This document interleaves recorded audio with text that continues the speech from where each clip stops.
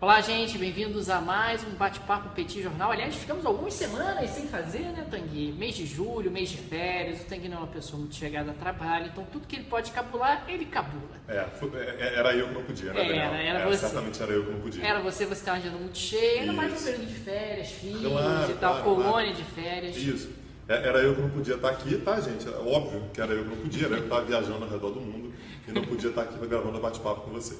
Bom, mas agora... Apesar disso, eu estava com saudade de vocês, dele não. Bom, estamos aqui de volta agora, firme e forte. Aqui, firmes e fortes, para ao longo das próximas semanas voltar aqui com o nosso bate-papo semanalmente. E aí, tudo bem? Tudo bem, você? Novidades? Novidade, eu tô sabendo que tem que encher o tanque rápido. Como é que é o negócio de encher o tanque Rapaz, rápido? eu falei pra você encher o tanque, Você né? falou, você Falei, avisou. você não encheu, né, Não cara? enchi, Você cara. entrou pelo cano.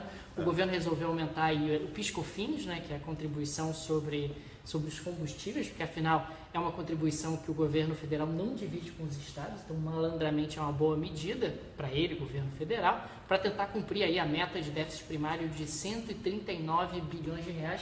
Lembrando que déficit primário não inclui os gastos do governo com juros, que são de centenas de bilhões de reais por ano. Mas agora já teve um juiz que disse que não pode, que tem que avisar com antecedência, etc. Está um pouco confuso, mas o Meirelles já mandou avisar no dia de hoje que se esse imposto não vingar, ele vai aumentar outro. E na verdade aumentar a gasolina é uma grande malandragem porque ninguém deixa de botar gasolina, né? A gasolina é o produto que nós chamamos de demanda inelástica, ou seja, Inelástico, demanda inelástica. tão legal. Mas é verdade, demanda inelástica a preço, porque você mexe no preço e o impacto sobre a quantidade demandada não é significativo. Mais uma coisa? Não, já resolvi. Então, beleza. O outro assunto que eu acho que vale a pena destacar é que o Trump está sofrendo muita pressão nos Estados Unidos, na verdade, desde que ele assumiu, mas ainda com a novela Rússia.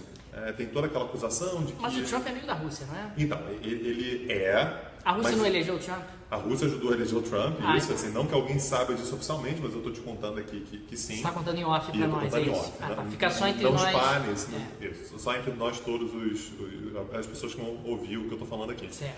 Mas, na verdade, ele está sofrendo uma pressão muito grande porque nos Estados Unidos ninguém está engolindo muito bem essa história. Então, tanto republicanos quanto democratas têm feito um movimento para que ele demonstre que ele não é um aliado da Rússia, principalmente aumentando as sanções. Ele estava muito resistente a isso, ele não queria aumentar as sanções. Meu Deus, por que ele estava resistente? As sanções vêm desde lá na época que a Rússia tomou a Ucrânia, tomou a Crimeia da Ucrânia. E agora a tendência, portanto, é que aumentem as sanções, o que é curioso, né? Porque a situação na Crimeia não mudou, mas mesmo assim deve aumentar. Eles dizem que ainda tem a questão da Síria, né? Que, enfim, eles estão em lados opostos e tudo, mas a tendência é que a pressão sobre o Trump aumente bastante com a implementação de sanções contra a Rússia. E as sanções eu imagino que seja de sempre, né? Congelamento de ativos, de Isso. repente algum tipo de impacto comercial, de barreiras comerciais, e fluxo de investimentos, para tentar dar uma secada na economia russa, né? Não tem mais tanto espaço para aumentar muitas sanções, né? Porque já tem sanções há 3 anos. Então as sanções elas devem aumentar um pouco. A questão é que para a Rússia faz muita diferença, né? Porque a Rússia está numa crise horrorosa. Eu fico imaginando como é que é viver num país que em 2017 vive em crise e tal. Deve ser muito penoso. Um país que o PIB retrai, né? Deve ser horrível. E a Rússia está exatamente nessa situação. Então, para a Rússia acaba sendo muito ruim e, naturalmente, vai criar uma certa tensão entre os dois países. Eu queria até que você falasse um pouquinho do impacto político, porque econômico é bastante evidente, o impacto em termos de retração do PIB russo é muito significativo. A Rússia é um país que depende bastante de investimento estrangeiro, é um país que depende bastante das exportações de petróleo, então o impacto econômico é muito evidente. Desde que começaram as sanções contra a Rússia em função da tomada da Crimeia, o impacto sobre o PIB russo foi muito nítido. Mas politicamente parece que o Putin não está muito aí, não, né? E eu acho que ele pode dizer que não está nem aí, mas é importante de qualquer maneira. Quando o Trump assumiu, a perspectiva era de uma aproximação entre Rússia e Estados Unidos. Só que essa pressão política sobre o Trump nos Estados Unidos, que ele tenta manter um pouco de lado e tal, mas ele não consegue fazer isso inteiramente, não é fácil você resistir a essas pressões, vem levando a um afastamento que faz com que a Rússia, na verdade, ela tenha que endurecer com os Estados Unidos, principalmente se aproximando de outros estados. Não por acaso, tem tido uma aproximação bastante grande entre Rússia e China. Então, investimentos grandes, por exemplo, da China em infraestrutura que unam os dois países. A China, por exemplo, vai começar a comprar mais energia do que já comprava da Rússia agora, né, com a construção de gasodutos, de oleodutos. E, naturalmente, né, quando você pensa num cenário que opõe os dois países, que é a Síria, a tendência é que a Rússia agora endureça ainda mais. Essa é a discussão sobre as sanções. Quando você coloca uma sanção, a tendência é que você mude o comportamento daquele Estado que está sendo sancionado ou esse Estado ele simplesmente vai para tudo ou nada porque ele não tem mais nada a perder? Sendo bem pragmático, a capacidade dos Estados Unidos de impor uma determinada agenda pela via econômica está diminuindo a olhos vistos. Né? Cada vez mais. Ainda mais tem uma opção como a China, que não é desprezível. A China está com capacidade de investimento muito significativa, cada vez mais investimento estrangeiro está se tornando sinônimo de investimento chinês e não mais investimento americano como aconteceu no passado. E aí você acha que o Putin, nessa situação toda, ele come Big Mac? O Putin come Big Mac. E é caro ou é barato o Big Mac que ele come? O Big Mac da Rússia é barato. É barato. Caro. E se ele quiser vir comer aqui no Brasil? Aí é caro. É caro. É caro. O Big Mac do Brasil só não é mais caro do que o da Suécia, Suíça, Noruega e Estados Unidos. Saiu agora há poucos dias a revisão semestral do índice do Big Mac e o real ficou lá em cima. Né? O índice do Big Mac é simplesmente para tentar mensurar quem tem a moeda mais forte e quem tem a moeda mais fraca. Você pega o Big Mac, converte pela taxa de câmbio oficial, você passa a ter o preço do Big Mac em dólares, e quem tiver o Big Mac mais caro em dólares acaba tendo uma moeda mais forte. E o Brasil está com uma moeda bastante forte, o real está bastante forte em termos de poder de compra em relação às demais moedas do mundo. Isso pode ser explicado pelos resultados comerciais muito expressivos que o Brasil tem tido, que garante o ingresso de dólares, investimento estrangeiro continua entrando no país de maneira significativa, tanto investimento estrangeiro direto quanto investimento especulativo, atraído aí pelo juro que em termos reais ainda é muito alto.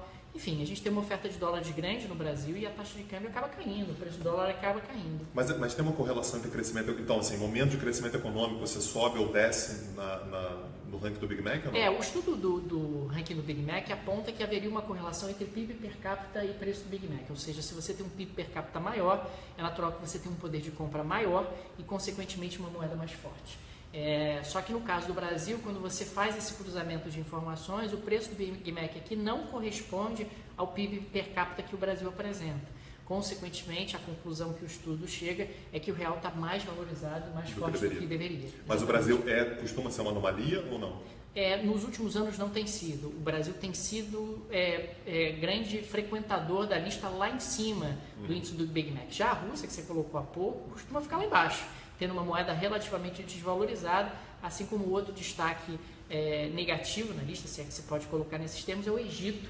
A moeda egípcia está bastante desvalorizada, até porque o Egito sempre teve um influxo de dólares em função do turismo, e depois da Primavera Árabe, essa indústria para a economia egípcia ela foi bastante comprometida.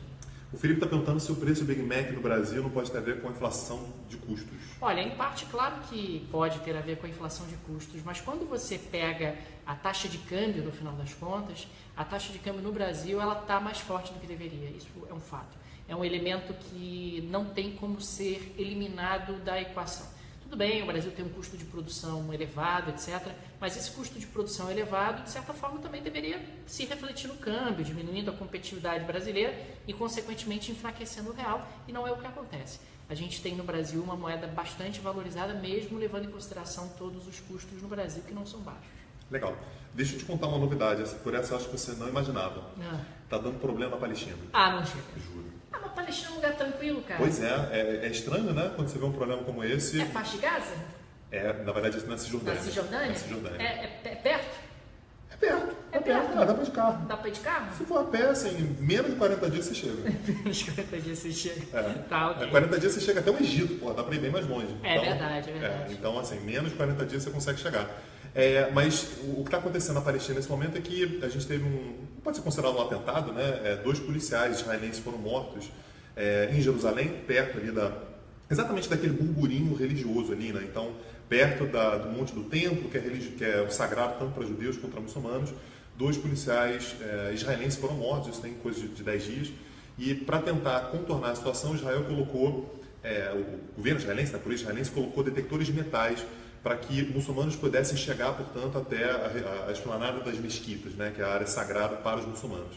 O que tem gerado uma série de manifestações, os muçulmanos não querem mais chegar, portanto, até a esplanada das mesquitas, têm feito as orações embaixo, têm tido confrontos, então acho importante a gente ficar de olho. É importante lembrar que o que acontece em Jerusalém não é uma questão local. Jerusalém é uma cidade pequena, né? Não é não é populacionalmente gigantesco e tal. Ainda mais se você considerar a cidade velha de Jerusalém, que é a parte murada. Eu tive lá há alguns anos, mais ou menos em 2010, é um pedaço muito pequeno e acaba sendo sagrado para as 3 principais religiões, né? O cristianismo, o judaísmo e o islamismo. Para os islâmicos é por causa da grande mesquita, né? O lugar onde Maomé ascendeu aos céus.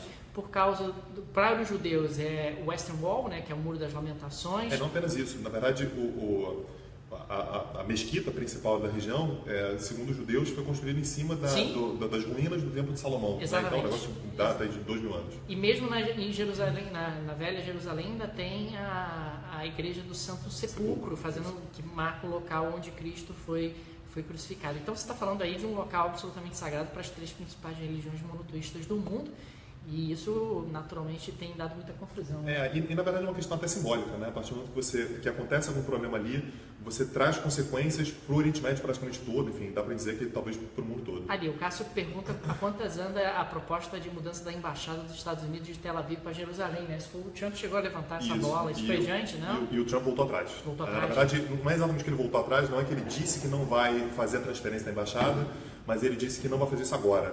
Ele percebeu que isso ia dar muito mais problema do que ele está disposto a resolver. Então, ao invés dele ser ativo e fazer a transferência, ele tem assumido a postura que é dele, que é de simplesmente não se meter.